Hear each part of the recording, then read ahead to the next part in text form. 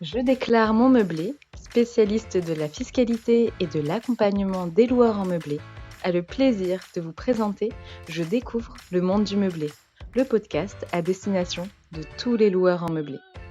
Que vous envisagiez de vous lancer dans l'aventure de la location meublée ou que vous soyez déjà fin connaisseur des avantages de cette activité, retrouvez-nous chaque semaine pour parler conseils, bons plans et suivre ensemble l'actualité de la location meublée. Bonjour à toutes et à tous et bienvenue dans le 7e épisode hors série du podcast Je découvre le monde du meublé que nous consacrons à la question de l'impact d'une localisation en zone tendue sur l'activité de location meublée et plus particulièrement sur les mesures d'encadrement des loyers qui s'appliquent ou peuvent s'appliquer dans cette situation et qui sont souvent source de nombreuses interrogations de la part des propriétaires, raison pour laquelle nous leur consacrons cet épisode. Commençons donc d'abord par définir ce qu'est une zone tendue, expression utilisée en France pour désigner certaines zones géographiques, majoritairement de grandes agglomérations, dans lesquelles il existe un important déséquilibre entre la demande de location et l'offre existante. Plus précisément, la loi mentionne un déséquilibre marqué entre l'offre et la demande de logement, entraînant des difficultés sérieuses d'accès au logement sur l'ensemble du parc résidentiel existant, qui se caractérise notamment par le niveau élevé des loyers, le niveau élevé des prix d'acquisition des logements anciens, ou le nombre élevé de demandes de logement par rapport au nombre d'emménagements annuels dans le parc locatif social. Cette définition se retrouve à l'article 232 du Code général des impôts car, en réalité, les communes situées en zone tendue remplissent les mêmes conditions que celles où s'applique la taxe sur les logements vacants, ce qui explique la référence à cet article. Alors certes, les loueurs de meublés ne sont pas concernés par la taxe sur les logements vacants, mais le seront par les autres mesures propres aux zones tendues. Quant au fait de savoir si, sur la base de cette définition, la commune où vous louez un bien se situe en zone tendue, vous pouvez tout simplement soit consulter la liste figurant en annexe du décret numéro 2023-822 du 25 août 2023, soit avoir recours à l'outil de recherche mis à disposition sur le site Service Public et qui permet, en renseignant simplement son code postal, de savoir si le bien se trouve ou non en zone tendue. Le placement en zone tendue permet donc aux communes d'appliquer des réglementations spécifiques, notamment du point de vue de la fixation des loyers pour les biens loués sur la longue durée. Quant aux biens loués sur la courte durée, et même si ces réglementations ne sont pas spécifiques aux zones tendues, il n'est pas rare que de telles aires géographiques voient s'appliquer des exigences d'enregistrement particulières ou encore la réglementation sur le changement d'usage. Pour ces dernières, le mieux sera donc de se rendre sur le site de la mairie pour connaître la réglementation applicable et pour en apprendre plus sur chacune de ces démarches, vous pouvez également aller écouter nos épisodes de podcast sur le sujet. Quant aux premières, à savoir les mesures qui touchent la fixation des loyers pour les biens loués sur la longue durée, à savoir en vertu d'un bail meublé de longue durée à titre de résidence principale, d'un bail étudiant, mais également d'un bail mobilité, prenons le temps de rentrer un peu plus dans le détail et d'opérer une distinction souvent à l'origine de confusion chez les loueurs entre la mesure de plafonnement des loyers et celle d'encadrement des loyers à la relocation. Des deux mesures applicables en zone tendue, le plafonnement des loyers est certainement la plus connue, même si elle n'est pas la plus répandue. En effet, contrairement à l'encadrement des loyers à la relocation, le plafonnement des loyers n'est pas automatiquement applicable aux communes situées en zone tendue qui doivent faire le choix de mettre en place une telle réglementation. Ce dispositif, introduit par la loi Elan de 2018, a commencé à être mis en place dès 2019 à des fins d'expérimentation, expérimentation qui, en principe, doit prendre fin en 2026, même s'il est possible qu'elle aille en réalité au-delà dans certaines municipalités, le sujet devant être suivi de près dans les prochains mois. Applicable autant aux locations vides qu'aux meublés, cette mesure fonctionne selon un dispositif simple, les prix de location sont plafonnés afin d'éviter qu'ils ne deviennent trop élevés, plafonnement qui prend la forme d'un barème qui fixe un montant de loyer maximum par mètre carré de surface habitable et qui varie même au sein d'une même commune en fonction de plusieurs facteurs comme l'année de construction de l'immeuble, le quartier dans lequel il se trouve ou encore le mode de location pratiqué, avec notamment des barèmes plus élevés pour la location meublée par rapport à la location vide.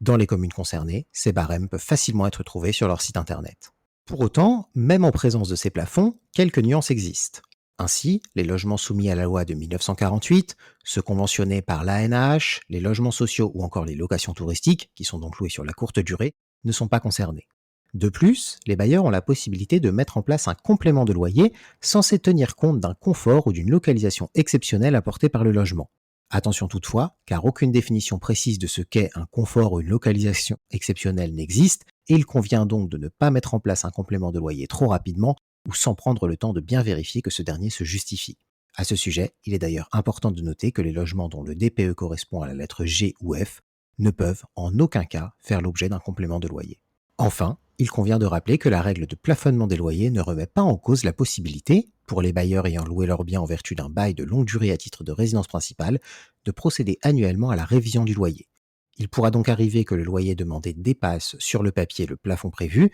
mais si le loyer fixé initialement, soit avant la ou les révisions successives, respectait ce même plafond, le bailleur n'aura rien à craindre. Passons maintenant à la seconde mesure qui, elle, s'applique automatiquement dès lors que le bien se trouve en zone tendue, qui est l'encadrement des loyers à la relocation. Là encore, le principe est simple, il n'est en principe pas possible de modifier le prix du loyer entre deux mises en location. Ainsi, en cas de changement de locataire, le nouveau loyer ne pourra pas être supérieur au dernier loyer appliqué au précédent locataire, mais là encore, quelques exceptions existent. La première est lorsqu'une période d'au moins 18 mois sépare les deux mises en location.